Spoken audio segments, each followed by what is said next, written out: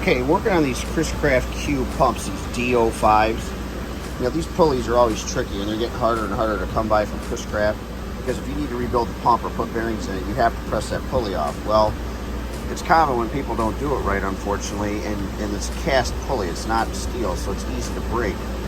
So what I usually do is I drill 2 5/16 holes, all right, and I tap at 3/8, and then I screw bolts in like this, so I've got something to pull on, and I put a puller on here and pull this off.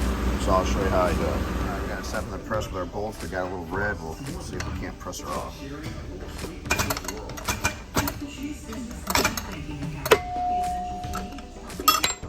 All right, I got my D05 pump all cleaned up. Got my pulley out without damaging it. As I say, drilled my 2 holes in there and pressed it right out. So what I'm going to do now is I'm going to put this pulley in an oven. I'm going to heat it up to about 250 degrees for a few minutes. When I go to push it on, it'll just make life a lot easier. So pump is all cleaned up, shaft's good.